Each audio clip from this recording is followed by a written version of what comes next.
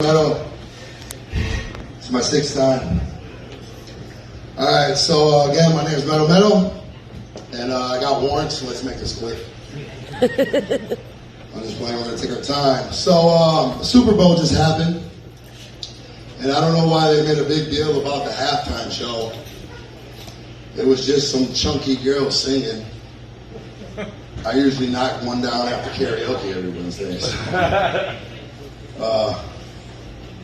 You know what I mean? I thought she did a good job.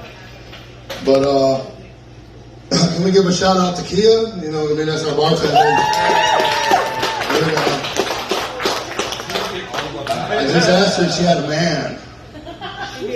So you guys know what that means. I'm about to waste her time. All right, you guys. So I'm on Tinder now.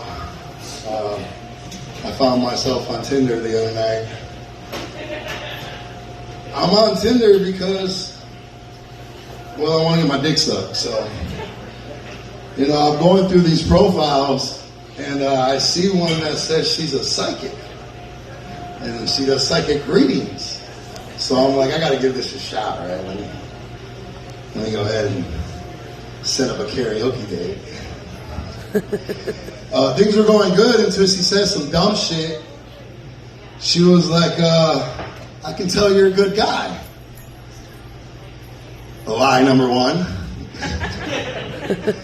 And then she followed it up. She looked me dead in the eye and she was like, I can tell you would never do me wrong.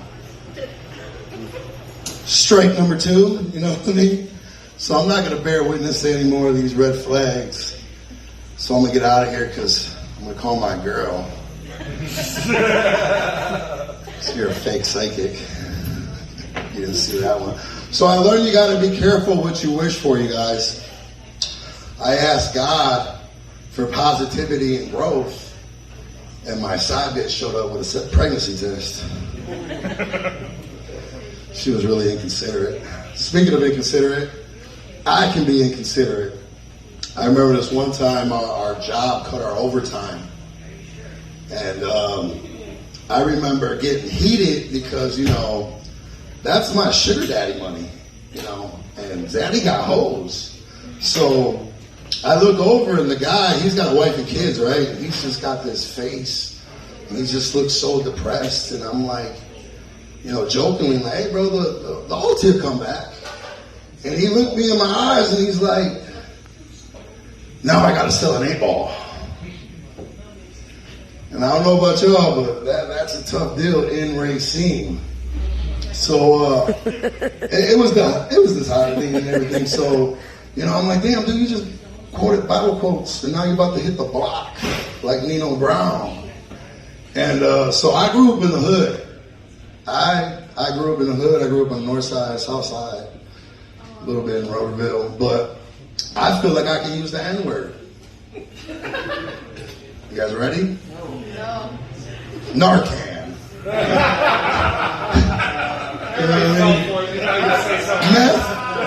Meth fucked up a great generation of crackheads. I'm not lying, right? I should have an iPhone and a PS5 right now. But no, my green text messages complain about not having a PlayStation. So the theme of the night is, you know, getting your heart broke. Well, it's funny because I wrote a skit about getting my heart broke. My favorite crackhead broke my heart.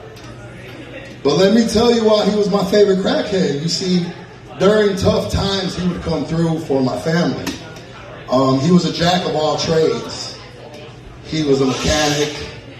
He was a roofer. He was a thief. You know, he could do it all. And I remember this one time we were having some car trouble with my dad, you know, my hustling ass dad. He, you know, told the crackhead, like, hey, you know, if anybody can do it, you can do it. So the problem we were having was like a catalytic converter, right? So keep in mind, I'm a kid and I'm watching all this go down. So the crackhead has to break into his brother's garage to steal a battery-operated saw so that he could steal a catalytic converter, and then we would pay him for his labor, right? So I'm watching all this go down, and the motherfucker cuts the wrong converter right away, right? The first one, fuck it, we're going to sell it, we're going to make money. And then, he cuts the right catalytic converter, and long story short, he gets it done, and he fixes our problem. So I learned from a crackhead at a young age that if you stay focused and determined, you will get paid for an honest day's worth of work. All right, so LeBron James just broke the record. He's the all-time leading scorer. And me and LeBron have a lot in common. See, he has a lot of haters. And a lot of people don't like to count his stats because he gets to knock down threes. Again, we got a lot in common. So, LeBron James is one of my favorite athletes. Now, before I get out of here, I like to tell a joke. You guys want to hear a joke? Yeah. All right, I like to tell a joke, but I don't want you guys to laugh at the punchline because the punchline is not the joke. It's the ending that really hurt me. So I haven't told this joke since the Bush administration. So we're going to travel back in time, right? So it's a Mexican joke. I used to tell my father-in-law, jokes, and I told my ex-father-in-law this joke, and he thought it was hilarious. So I'm going to share it with you guys, right? The joke goes, why doesn't Mexico have an Olympic team? If you know it, don't ruin it. So the joke goes, the punchline is, Mexico doesn't have an Olympic team because anybody that can run, jump, or swim is already over here.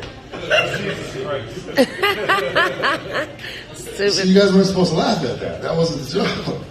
So I tell this joke and he's laughing, right? But his brother comes in and he looks over and says, "Hey, Homer, hey, tell that joke why there's no jobs in America."